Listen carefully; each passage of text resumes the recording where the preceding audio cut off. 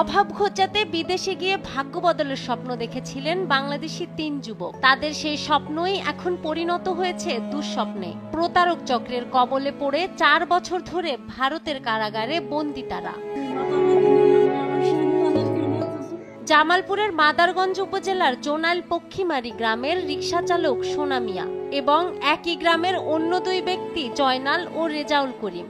সংসারের অভাব ঘোচাতে সন্তানদের বিদেশে পাঠাতে স্থানীয় দালাল জাহাঙ্গীর ও মামুনকে ৮ লাখ করে ২৪ লাখ টাকা দেয় তারা। প্রতিশ্রুতি ছিল মেহেদি, মুমিনুল আর শাওনকে পাঠানো হবে দুবাই হয়ে সাউথ আফ্রিকায়। ইন্ডিয়া যাওয়ার ২ মাস পরে ওরা ধরা খাওয়ার পরে ওরা লখনৌ সেন্ট্রাল জেলে আটকার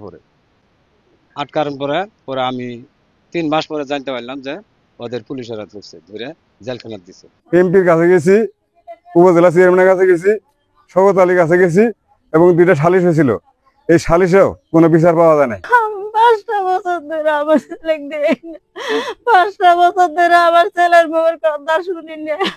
আমার হাড়ের অসুখে 4 দিন কান্দিতে ছেলের জন্য টেনশন করতে আমি দিনও কতবার বলবেন ধরে। কিন্তু বাস্তবে তার কিছুই হয়নি, উল্টো তাদের ফেলা হয় বিপদে। 2021 সালের 15ই আগস্ট বেনাপোল সীমান্ত দিয়ে তাদের অবৈধভাবে ভারতে পাচার করে দেয় দালালরা। সেখানে পৌঁছে প্রতারণার বিষয়টি টের পেলেও ততক্ষণে বন্দী হন স্থানীয় পুলিশের হাতে। এরপর থেকে শুরু হয় বন্দী জীবন।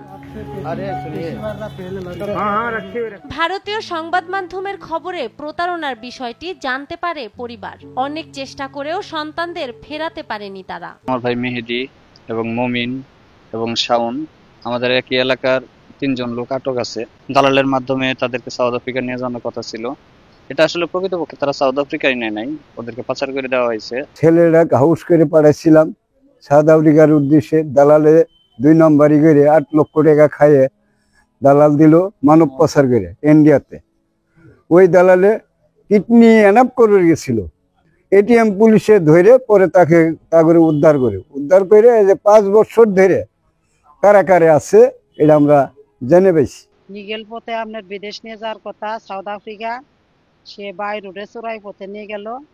নিয়ে যাওয়ার পরে ইন্ডিয়া নিয়ে যায় রাখলো। রাখার পরে উনি 2 নম্বরই কাগজপাতি করলো জাহাঙ্গীর দালাল। অভিযোগের বিষয়ে বিদেশ থেকে মুঠোফোনে স্বীকারও করেন দালাল জাহাঙ্গীর। 4 বছর আগে ইন্ডিয়াতে লোক পাঠানো হয়েছিল মামুনের মাধ্যমে। তো আমরা লোক ছাড়ানোর চেষ্টা করছি বিভিন্ন সময়, মামুন আর আমি, তা আমরা লোক ছাড়তে পারি নাই। অবৈধভাবে ভারতে যাওয়ায় তাদের ফেরাতে উদ্যোগ নিতে নারাজ জেলা কর্মসংস্থান ও জনশক্তি অফিস। তবে সর্বাত্মক সহযোগিতায় আশ্বাস পুলিশের। যেহেতু আমাদের বিএমএটি কর্তৃপক্ষের মাধ্যমে বা বৈধভাবে স্মার্ট কার্ড বা ছাড়পত্র নিয়ে তারা বিদেশে যায়নি, এই সেক্টর যেহেতু এই মন্ত্রণালয়ে আমাদের এটা স্বরাষ্ট্র মন্ত্রণালয়ের কাজ, আমরা স্বরাষ্ট্র মন্ত্রণালয়ে রেফার করে দিতে পারি।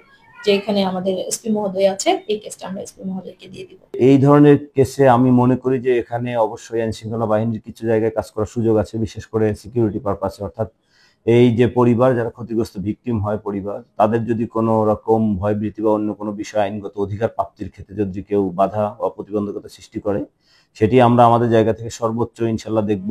এই ঘটনায় 2022 সালে দালাল জাহাঙ্গীর ও মামুনের বিরুদ্ধে মানব পাচার দমন আইনে মামলা করেছেন শাওনের বাবা রেজাউল করিম। নাহার বৃষ্টি, নিউজ ডেস্ক, দেশ টিভি।